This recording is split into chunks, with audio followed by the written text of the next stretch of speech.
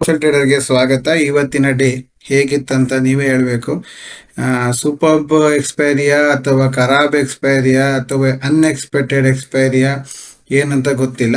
But market ನಾವು ಬೆಳಿಗ್ಗೆ ಏನು ಎಕ್ಸ್ಪೆಕ್ಟ್ ಮಾಡಿದ್ವು ಪುಟ್ ಸೈಡಲ್ಲಿ ಅದನ್ನು ಕ್ಲೀನಾಗಿ ರೀಟೆಸ್ಟ್ ಮಾಡಿ ಫಾಲ್ ಆಗಿದ್ದಾನೆ. ನಮ್ಮ ಒಂದು ಒಳ್ಳೆ ಟ್ರೇಡನ್ನು ಕೊಟ್ಟಿದ್ದಾನೆ. ಸೊ ಈ ಟ್ರೇಡ್ ಆದ ನಂತರ ಮಾರ್ಕೆಟಲ್ಲೇ ಸ್ವಲ್ಪ ಹೊತ್ತು ಸ್ಟಕ್ ಆದ ನಂತರ ನಾವು ಸಿ ಕಡೆನೇ ಇದ್ವಿ, ಯಾಕೆಂದ್ರೆ ಇಲ್ಲಿ ಸಪೋರ್ಟ್ ತಗೊಳ್ತಾ ಇದ್ದಾನೆ, ಸಿಗೆ ಹೋಗ್ತಾನೆ ಅಂತ. ಬಟ್ ಈ ಒಂದು ಎರಡು ಕ್ಯಾಂಡಲ್ ಎಕ್ಸ್ಪೆಕ್ಟೇಷನ್ ಇರಲಿಲ್ಲ. ಈ ಎರಡು ಕ್ಯಾಂಡಲ್ ಸಡನ್ ಫಾಲ್ ಆಗಿ ನಾವು ರಿವರ್ಸಲ್ ಪ್ಲಾನ್ ಮಾಡಿದ್ದನ್ನ ಸ್ಟಾಪ್ ಲಾಸ್ ಹಿಟ್ ಮಾಡಿ ಅದಾದ್ಮೇಲಿಂದ ಮತ್ತೆ ಬಂತು. ಸೆಕೆಂಡ್ ಟೈಮ್ ಯಾರೆಲ್ಲ ಬ್ರೇಕಲ್ಲಿ ತಗೊಂಡಿದ್ದೀವೋ ಅವರೆಲ್ಲರೂ ಒಳ್ಳೆ ರೀತಿಯ ಇನ್ಕಮ್ ಮಾಡಿದ್ದಾರೆ. ಪಿ ಸೈಡಲ್ಲಿ 100 ಪಾಯಿಂಟ್ಸ್ ಟ್ರೇಡ್ ಇತ್ತು ಇವತ್ತು. ಅದೇ ತರ ಸಿ ಸೈಡಲ್ಲೂ 100 ಪಾಯಿಂಟ್ಸ್ ಟ್ರೇಡ್ ಇತ್ತು. ಇದು ಎರಡು ಕಡೆನೂ ಇತ್ತು. ಆದ್ರೆ ಮ್ಯಾಕ್ಸ್ ಟು ಮ್ಯಾಕ್ಸ್ ಎರಡನ್ನು ಆ್ಯಡ್ ಮಾಡಿ 200 ಪಾಯಿಂಟ್ ಎಷ್ಟು ಜನ ಪ್ಲಸ್ ಮಾಡಿದರೆ ಗೊತ್ತಿಲ್ಲ. ಬಟ್ 100% ಅಲ್ಲಿ ಒಂದು 80% ಜನ ಇವತ್ತು 200 ಪಾಯಿಂಟ್ ಮೈನಸ್ ಮಾಡ್ಕೊಂಡಿರ್ತಾರೆ. 200 ಪಾಯಿಂಟ್ ಮೈನಸ್ ಅಂದ್ರೆ ಹೇಗೆ, ಒಟ್ಟಿಗೆ ಕೊಡ್ತಾರ? ಇಲ್ಲ ಸರ್. ಅವ್ರು ಏನ್ ಮಾಡಿರ್ತಾರೆ, ಈಗ ನೋಡಿ, ಇದು ಬೆಳಿಗ್ಗೆ ಇದಷ್ಟು ಚೆನ್ನಾಗಿ ಗ್ರೀನ್ ಬಂದ ಮೇಲಿಂದ ಏನಾಗುತ್ತೆ, ಇದು ಮೇಲ್ಗಡೆ ಹೋಗುತ್ತೆ ಅಂತ ಹೇಳ್ಕೊಂಡು ನಾವು ಸಿ ತಗೊಂಡಿರ್ತೀವಿ. ಸ್ಟಾಪ್ ಲಾಸ್ ಇಟ್ಟು 120 ಪಾಯಿಂಟ್ಸ್ ಕೊಟ್ರು. ಅದಾದ್ಮೇಲಿಂದ ಇಲ್ಲಿ ಬ್ರೇಕ್ ಆಗಿ ಹೋಗ್ತಿರ್ಬೇಕಾದ್ರೆ ತಗೊಳ್ತಾರೆ, ಮತ್ತೆ ದಾರಿಲಿ ತಗೊಳ್ತಾರೆ. ಸೊ ದಟ್ ಅದು ಹೋಗಿದ್ ಫೋರ್ಸ್ ಅಲ್ಲಿ ವಾಪಸ್ ಬಂದಾಗ ಅಲ್ಲೊಂದು ಸ್ಟಾಪ್ ಲಾಸ್ 20. ಅದಾದ್ಮೇಲಿಂದ ಏನಾಗುತ್ತೆ, ವೆಯ್ಟ್ ಮಾಡ್ತಾ ಇರ್ತಾರೆ. ವೆಯ್ಟ್ ಮಾಡ್ತಾ ಈ ಕಡೆ ಸಿ ಹೋಗುತ್ತಾ, ಈ ಕಡೆ ಪಿ ಹೋಗುತ್ತಾ ಗೊತ್ತಿಲ್ಲದೆ ಕನ್ಫ್ಯೂಷನ್ ಅಲ್ಲಿ ಒಂದು 20 ಪಾಯಿಂಟ್ಸ್ ಕೊಟ್ಟಿರ್ತಾರೆ. ಒಂದು ಎರಡು ಟ್ರೇಡು ಸೈಡ್ ವೇಸ್ ಅಲ್ಲಿ ಹೋಗಿದೆ. ಓಕೆನಾ? ಈಗ ಏನಾಗುತ್ತೆ, ಮಾರ್ಕೆಟ್ ಸಡನ್ ಮೂವ್ಮೆಂಟ್ ಕೊಟ್ಟಾಗ ಇವ್ರದ್ದು ಆಲ್ರೆಡಿ 80 ಪಾಯಿಂಟ್ಸ್ ಲಾಸ್ ಅಲ್ಲಿ ಇರುತ್ತೆ. ಕರೆಕ್ಟ್ ಅಲ್ವಾ? ಆ 80 ಪಾಯಿಂಟ್ಸ್ ಲಾಸ್ ಇದೆ ಅಂತ ಹೇಳ್ಕೊಂಡು ಲಾಸ್ಟ್ ಮೂಮೆಂಟ್ ಅಲ್ಲಿ ಎಂಟ್ರಿ ಆಗ್ತಾರೆ. ಆ ಲಾಸ್ಟ್ ಮೂಮೆಂಟ್ ಅಲ್ಲಿ ವಾಲಟಿಲಿಟಿನೂ ಜಾಸ್ತಿ ಇರುತ್ತೆ. ಬಂದು ಫೋರ್ಸ್ ಅಲ್ಲಿ ವಾಪಸ್ ಎಳೆದಿದ್ರೆ ಫೋರ್ಸ್ ಅಲ್ಲಿ ಕಮ್ಮಿ 40ರಿಂದ 50 ಪಾಯಿಂಟ್ ಅನ್ನ ಕೊಟ್ಟಿರ್ತಾರೆ. ಇದಾದ್ಮೇಲಿಂದನೇ ಬರೋ ಪ್ರಾಬ್ಲಮ್. ಲಾಸ್ಟ್ ಮೂಮೆಂಟ್ ಅಲ್ಲಿ ಇನ್ನಾಯ್ತು, ಇಲ್ಲಿಂದ ಫಾಲ್ ಆಗ್ತಾನೆ, ಇಷ್ಟ ಮೇಲೆ ಹೋಗಲ್ಲ. ಈಗ ಎಲ್ಲಿಂದ ಬರ್ತಾ ಇದ್ದಾನೆ, 350ರಿಂದ ಬರ್ತಾ ಇದ್ದಾನೆ. 500 ಸೈಕಾಲಜಿಕಲ್ ಲೆವೆಲ್ ದಾಟಲ್ಲ. ಅವನ್ ದಾಟ್ತಾ ಇರ್ತಾನೆ, ರೀಟೆಸ್ಟ್ ಮಾಡ್ತಾ ಇರ್ತಾನೆ. ನಮ್ಗದು ಯಾವ್ದು ಗಮನಕ್ಕೆ ಬರಲ್ಲ. ನಾವು ಬರಲ್ಲ ಅನ್ಕೊಂಡು ಸೀನಲ್ಲಿ ಕೂತು ಅಲ್ಲೊಂದು 40 ಪಾಯಿಂಟ್ ಅನ್ನ ಕೊಡ್ತೀವಿ. ಸೊ ಟೋಟಲಿ ನಾವು ಈ ರೀತಿಯಲ್ಲಿ ಒಂದು 200 ಪಾಯಿಂಟ್ಸ್ ಕೊಟ್ಟಿರ್ತೀವಿ. ಇದು ಒಂದು ರೀತಿ. ಆದ್ರೆ ಲಾಸ್ ಆಗಿದ್ದು 4 ಲಾಟ್ ಅಂತ ಆದ್ರೆ ತಿರ್ಗಾ ಅದನ್ನ ಮ್ಯಾಚ್ ಮಾಡ್ಲಿಕ್ಕೆ 8 ಲಾಟ್, 8 ಲಾಟ್ ಅನ್ನ ಮ್ಯಾಚ್ ಮಾಡ್ಲಿಕ್ಕೆ 10 ಮ್ಯಾಚ್ ಮಾಡ್ಲಿಕ್ಕೆ 15 ಔಟ್ ಆಫ್ ದ ಮನಿ ತಗೊಂಡಿರ್ತೀವಿ. ಔಟ್ ಆಫ್ ದ ಮನಿಯಿಂದ ತಿರ್ಗಾ ಹೊರಗೆ ಹೋದಾಗ 20 ಪಾಯಿಂಟ್ಸ್, 20 ಲಾಟ್ಸ್. ಈ ರೀತಿ ಲಾಟ್ಸ್ ಇನ್ಕ್ರೀಸ್ ಆಗಿಯೂ ಸ್ಟಾಪ್ ಲಾಸ್ ಆಗುತ್ತೆ. ಅದಕ್ಕೆ ನಾವು ಹೇಳೋದು, ಓವರ್ ಟ್ರೇಡಿಂಗ್ ಮಾಡಬೇಡಿ ಅಂಡ್ ಲಾಟ್ಸ್ ಅನ್ನ ಚೇಂಜ್ ಮಾಡಬೇಡಿ. ಅದು ಎರಡನ್ನ ನೀವು ಕರೆಕ್ಟ್ ಆಗಿ ಇಟ್ಕೊಂಡ್ರಿ ಅಂತ ಆದ್ರೆ ನಿಮ್ಗೆ ಅಷ್ಟು ಲಾಸ್ ಬರೋದಿಲ್ಲ. ಇವತ್ತು ನಾವು ಟೆಲಿಗ್ರಾಮ್ ಅಲ್ಲಿ ಬೆಳಿಗ್ಗೆ ಏನ್ ಕೊಟ್ಟಿದೀವೋ ಸಂಜೆನೂ ಅದೇ ಪೊಸಿಷನಿಂಗ್ ಅಲ್ಲೇ ಹೋಲ್ಡ್ ಅಲ್ಲಿ ಇದೀವಿ. ಅದಾಯ್ತಾ? ಅದಲ್ದೇನೆ ಎಲ್ಲ ಕ್ಲಿಯರ್ ಆಗಿ ಕೊಟ್ಟಿದೀವಿ. ಇವತ್ತು ಯಾವ್ದು ಬರ್ತಾ ಇಲ್ಲ, ಮೂಮೆಂಟಮ್ ಇಲ್ಲ, ವೆಯ್ಟ್ ಮಾಡಿ ಅಂತ. ಜಾಸ್ತಿ ಟ್ರೇಡು ಬೇಡ ಅಂತ ಹೇಳಿ ಕ್ಲೋಸು ಮಾಡಿದೀವಿ.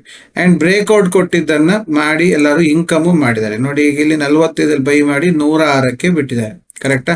ಅದೇ ತರ ಇಲ್ಲೂ ಅಷ್ಟೇ. ಮೇಲ್ಗಡೆ ನಾವು ಪಿ ನಲ್ಲೂ ಆಗಿರ್ಬೋದು, ಎಲ್ಲ ರೀತಿಯಲ್ಲೂ ಸರಿ 125 ಇಂದ 145 ರನ್ನಿಂಗ್ ಅಲ್ಲಿ ಎಲ್ಲಿ ರೀಟೆಸ್ಟ್ ಆಗುತ್ತೆ ಅಂತ ಕಾದು ಮಾಡಿದ್ವಿ ಎರಡೆರಡೇ ಲಾಟ್ ಅಲ್ಲಿ. ಸೊ 2 ಲಾಟಲ್ಲಿ ಏನಾಗುತ್ತೆ, 2 ಲಾಟಲ್ಲಿ 20 ಪಾಯಿಂಟ್ ಇಟ್ಟರು 3000 ರೂಪಾಯಿ ಬಂದಂಗೆ ಆಗುತ್ತೆ.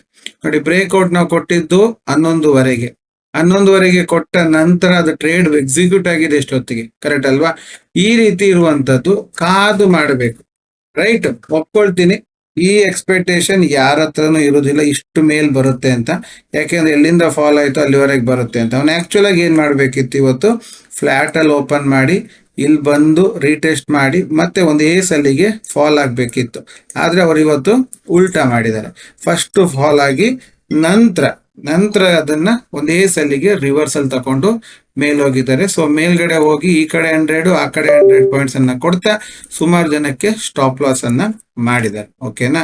ಸೊ ಈಗ ನಾಳೆ ಏನಾಗ್ಬೋದು ಮಾರ್ಕೆಟ್ ಅಂತ, 90% ಮಾರ್ಕೆಟ್ ನಾಳೆ ಸ್ಟಕ್ ಆಗಿರುತ್ತೆ, ಒಂದೇ ಝೋನ್ ಸ್ಟಕ್ ಆಗಿರುತ್ತೆ. ಯಾಕೆ? ಹೋದ ಶುಕ್ರವಾರ ಝೋನ್ ಇಂದ ಹೊರಗೆ ಬಂದಂತಹ ಮಾರ್ಕೆಟ್ ತಿರ್ಗಾ ಅದೇ ಝೋನ್ ಒಳಗೆ ಎಂಟ್ರಿ ಆಗಿದೆ.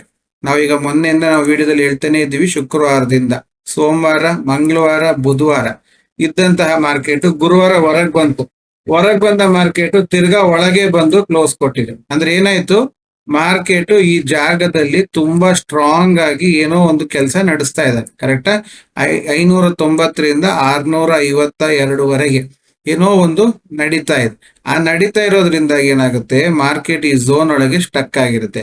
ಈ zone actually no trading zone. ನಾಳೆ ಫುಲ್ ಡೇ ಬೇಕಿದ್ರೆ ಇದು ಓಡಾಡ್ಲಿ 150 ಪಾಯಿಂಟ್, ಬಟ್ ಅದು ನಮಗಲ್ಲ. ಕ್ಲಿಯರ್ ಆಗಿ ನಮ್ಗೆ ಬ್ರೇಕ್ಔಟ್ ರೀಟೆಸ್ಟ್ ಎಲ್ಲ ಕರೆಕ್ಟ್ ಆಗಿ ಇದ್ರೆ ಮಾತ್ರ ಮಾಡಬೇಕು. ಮತ್ತೆ ಲಾಟ್ಸ್ ಅನ್ನು ನಾಳೆ ಕಮ್ಮಿ ಮಾಡ್ಕೊಂಡು ಮಾಡಬೇಕು. ಆಗಿದ್ರೆ ಮಾತ್ರ ಮಾರ್ಕೆಟ್ ಅಲ್ಲಿ ಸ್ವಲ್ಪ ಸಸ್ಟೈನ್ ಆಗ್ಲಿಕ್ಕೆ ಆಗುತ್ತೆ. ಇವಾಗ್ಲೂ ನೋಡಿ, ಕ್ಲೋಸಿಂಗ್ ಆಗ್ಬೇಕಾದ್ರೆ 626 ತೋರಿಸ್ತಾ ಇದೆ ಇಲ್ಲಿ ಕ್ಯಾಂಡಲ್. ಆದ್ರೆ ಆಕ್ಚುಲ್ ಆಗಿ ಕ್ಲೋಸಿಂಗ್ ಆಗಿದೆ ಎಷ್ಟು? 596ಗೆ. ಅಂದ್ರೆ ಈ ಬಾಕ್ಸ್ ಒಳಗೆ ತಿರ್ಗಾ ಬಂದಾಯ್ತು. ಸೊ ಈ ಬಾಕ್ಸ್ ಅನ್ನ ಬಿಟ್ಟು ರೀಟೆಸ್ಟ್ ಮಾಡಿ ಬಂದ್ರೆ ಓಕೆ ಫೈನ್.